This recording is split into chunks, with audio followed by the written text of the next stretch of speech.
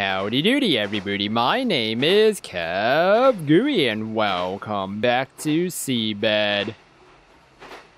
Opened my eyes as my seat jerked violently. Lights inside the train felt dark for a moment but soon returned to normal. Realizing that I felt cold, I fixed the collar of my thick cardigan. The night train was almost completely devoid of passengers. Are you sure it's devoid right now? Like totally devoided. There's only one family sitting diagonally across me that boarded the train at the same station as I did. Trails of raindrops trickled down the window behind them in the opposite direction the train was moving. I want a chopsticks toy. The boy with a hoodie turned to the man who was almost likely his father. Chopsticks? I've never even heard of a toy like that. Are you sure it's not the food utensil? All my classmates have them. I asked Santa to get me one for Christmas. I see. What do these chopsticks look like exactly? The boy made an odd shape with his hands. The rain grew fiercer by the minute, brushing against the windows in a wave-like pattern. I saw a town in the distance, its streets distorted as I looked at them through these rain-soaked windows. A heavy storm cloud, blocking out even the moonlight, loomed over the cityscape, covering it in darkness. I realized I could see myself reflected in the window. Brushing the hair out of my face, I glanced down at the book resting on my knees. And it's a picture of the train. After the boy and his father had gone off the train at the next station, I was left alone in the silence. I raised my face to look at the fogged-up window behind the now empty seats. Oh? The lights of the town grew dimmer, and in the dark and distorted reflection of the train interior, I thought I saw the hazy figure of Takako sitting next to me. Huh? I looked to my side, but the seat was empty. As I returned my gaze to the window, all I saw was my own lone self sitting in the empty train car. What is going on? I think she really misses her a lot. I mean, it was her lover, right? So, oh man, what happened? Stepping into the living room, I could see the cloudy morning sky through the window. Its canvas complemented by a multitude of buildings towering in the distance like they were an elaborate bar graph. Oh, and then spooky lights. I flipped the switch on the wall, leaving only the lamp on the nightstand on. What nightstand? A groan escaped my lips as I felt the cold in the room. I lifted off a paperback from the shelf below the phone. I bought the thing shortly before my business trip at a bookstore near the station. After making myself comfortable on the sofa next to the window, I swiped off the dust from the book I had just picked up and began reading from the page that had my bookmark. Yet, after only a few or so pages, I had to return to the first page again. Went at it again, skimming through the parts I understood on my first go, turning pages with one hand while adjusting my glasses with the other.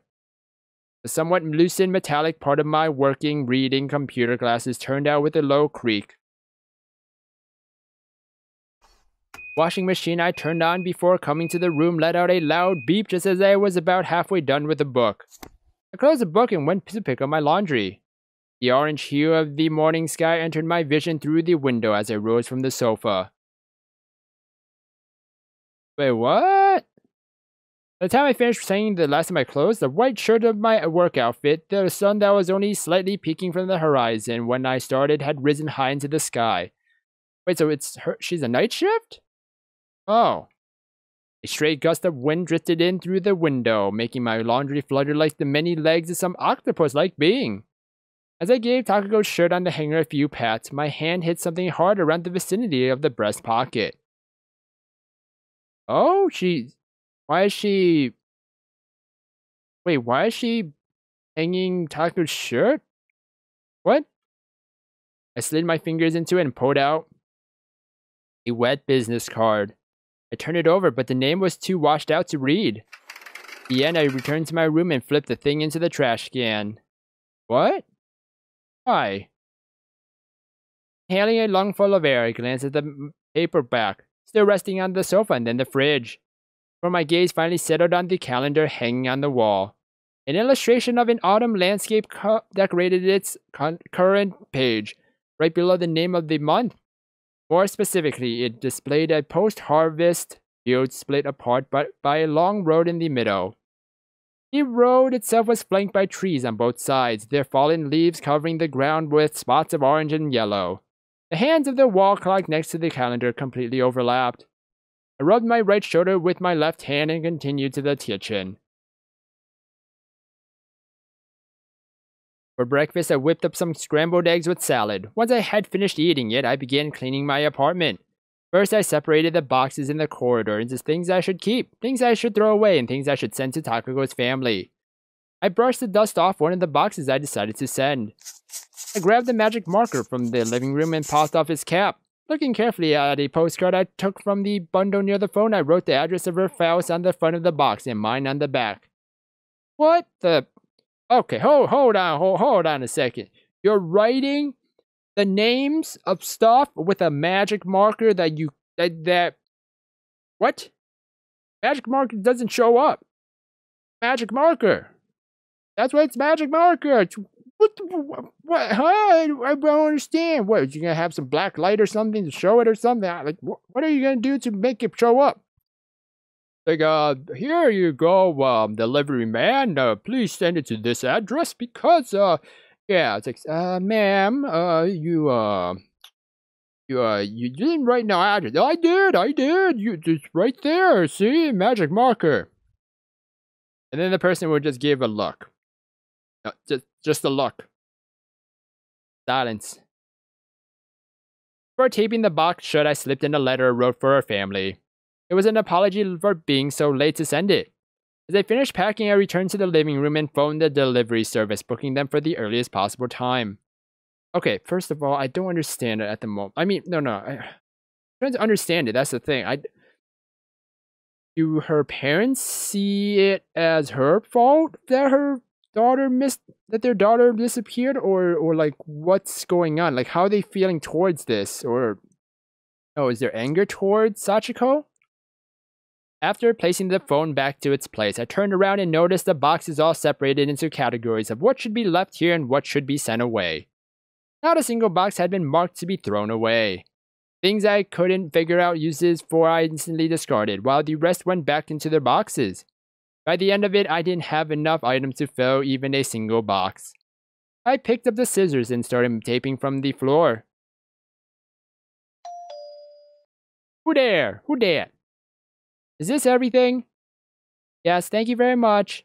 As the middle-aged man carried the last of my boxes with his broad-shouldered arms into the elevator, a younger and taller man handed me the receipt. The younger man gave me a brief bow and hurried away to the elevator that the older man was keeping open for him. Once I saw them leave, I locked my door and returned to the living room. Placing my wallet in the bamboo basket, I heaved a brief sigh. I glanced at my feet to see the rays of the sun almost reaching them. After directing a brief glance at the clock on the wall, I stepped onto the balcony and touched the denim panties on the hanger to check if they had dried. Wait, are those comfortable denim panties? Does anyone know? I mean, I don't wear panties, but like denim? Aren't they just jean, like, material panties? That doesn't sound comfortable at all. Interesting. Let me know, because I'm actually very curious if that's actually comfortable. As I gazed outside, I spotted the balcony of the mansion to my left. The futon that was there when I was hanging my own laundry had since disappeared. I collected my clothes and closed the balcony door behind me. Sat down next to the mound of clothes and started folding them. Felt somewhat cold in the apartment even after closing the windows, but the sunlight filtering in from outside warmed me up a little. After folding the jackets, I separated the clothespins from the underwear and folded them as well. Grabbed the matching socks by the cuff and folded one into the other to create a ball. I heard the floor creak as I picked up one black sock and continued to look for the next. As I returned, the dark blue sock I picked up by mistake to my mountain of accumulated laundry was the living room door opened. Takako appeared in her pajamas and Takako appeared in her pajamas and continued to the kitchen, stifling a yawn with one hand. What? I followed her with my gaze until she disappeared behind the corner. I continued staring at the wall that Takako vanished behind for a couple of seconds when her head suddenly popped into view again. We have anything to eat? No, I'm hungry. Takako gave her belly a light tap. It's way past lunchtime. You'll have to manage until dinner. We have any snacks? No. With that, Takako had disappeared back into the kitchen. You hear the sounds of the opening drawers. No way! There's really nothing here. You already eat all the cookies in the jar. When did we even have such a thing? Whatever, I guess I'll just eat sugar or something. Hey! I'll start preparing dinner or after I'm done with the laundry, okay? What are you going to make? Absentmindedly check the calendar and the clock on the wall. I don't know. What do you want? Sukiyaki. Wait. The transition. Is this the past now? Is this a flashback now? I was so confused. I thought it was a ghost that just went by, which is why I like stopped reading when I saw her pass by for a second, or slowed down the reading and was like, is this supposed to happen? But then she's just really answering her. So I think Takako and Sachiko are living actually together. Huh. This is the past. We don't have enough soy sauce. I'll go buy some. Takako emerged from the kitchen holding a cup of barley tea. Is there anything else you need? Soy sauce and meat for sukiyaki. I can manage the rest. Not seeing any shirataki either. Takako opened the fridge and looked inside. That too. Is that all? Guess I could just use some detergent. Gotcha. Huh? I gotcha. Whoa. What happened to the window? Did like some giant paint thing get rolled over or something? Takako opened the living room door and disappeared behind it. The door closed behind her with a thud. I could see the orange rays of the evening sun reflected on the polished wood. The room felt completely silent, with only the distant cawing of ravens from outside reaching my ears. Huh. The reading was interrupted by the sound of the rice cooker signaling that the rice was done. Is this... Did the bookmark into my paper bag and left it on the sofa. Stepping into the kitchen, I opened the fridge. Grabbed all the eggs from the holders on the top shelf of the door, then reached for the oil in a bowl in the bottom compartment. After cracking the eggs on the inside of the bowl, I discarded their shells in the garbage baskets below the sink. I picked up a pair of chopsticks and parted the two pieces ever so slightly, then gently began moving them back and forth to mix the white with the yolk. And as I was doing that, I heard the front door behind me unlock. I heard the floor creak and the living room door opened. Back! Okay. I was like, is this still the future? Is it the future now? Or the present time? Or is it the flashback? It's the flashback still. Takako left the shopping bag on the table and pulled up a nearby chair to sit down. Welcome home! Leaving the bowl with my own mixed egg, I moved to the kitchen and checked the contents of the shopping bag Takako brought back. Found a pack of sukiyaki meat with a bargain sale sticker on it, some chrysanthemum, greens, shirataki.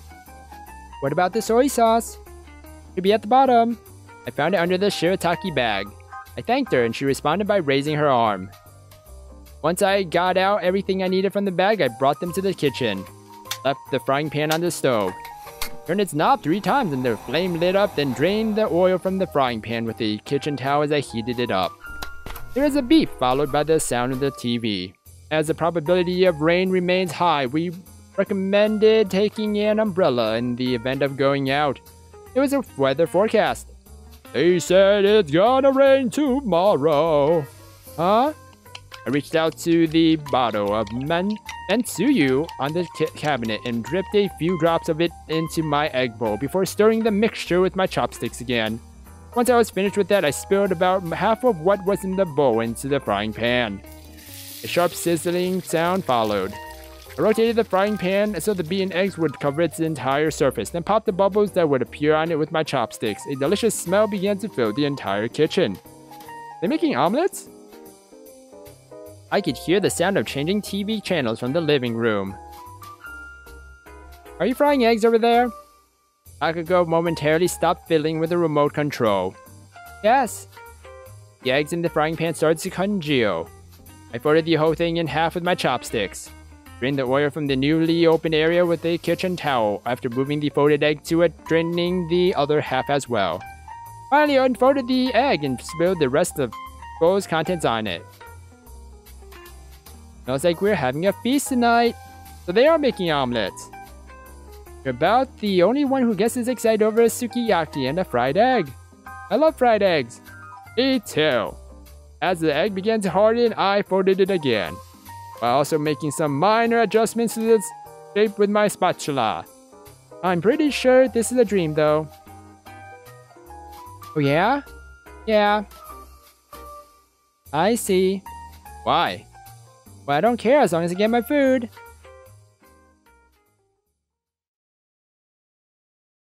And is this the present time? As I sat up from the sofa, I immediately clutched my head in response to a sudden sharp jolt of pain. I glanced out the window to see the sun already vanishing beyond the horizon and a few stray stars shining in the night sky. My laundry was all neatly folded next to my feet. There was no pot on the dining table in front of the TV, nor any shopping bag on the other's table. I stood up and peeked out the living room door to check the boxes. They were indeed gone.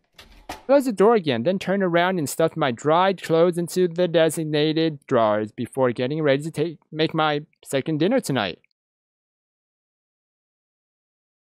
What? What? What? What? I don't... What?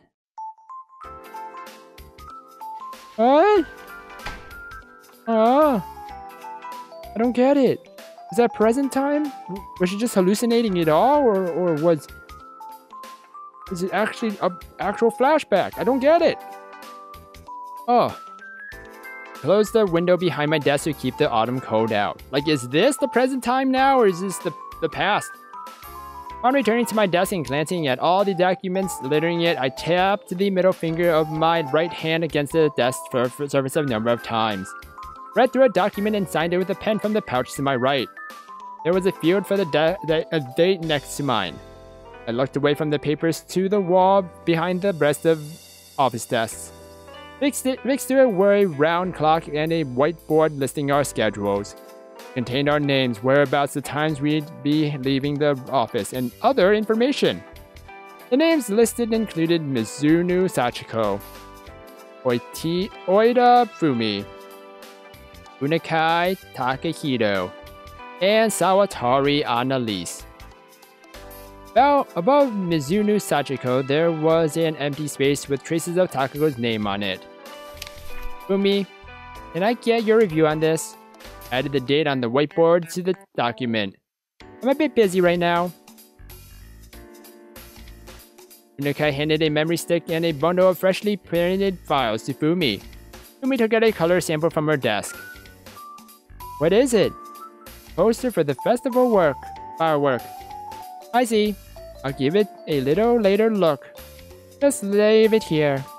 I only made a few minor adjustments, so maybe I can just hand it in like that. Unakai glanced at the paper in his hand. Are you confident it's okay? More or less. Make sure to attach a photo to the thing so everyone knows it's your work and not mine, okay? I have some extra ID pictures as I can use them. Who has some extra ID pictures? Make it look like those vegetable packs you often see at the Whole Foods market. You know, the ones with pictures depicting the farmer who grew them. Fumi handed Unakai a pen case with drawing instruments. Getting worried about this. Fumi, can you look at it for him after all? I'm almost done, so I'll make sure to check it out. Put an end to their game.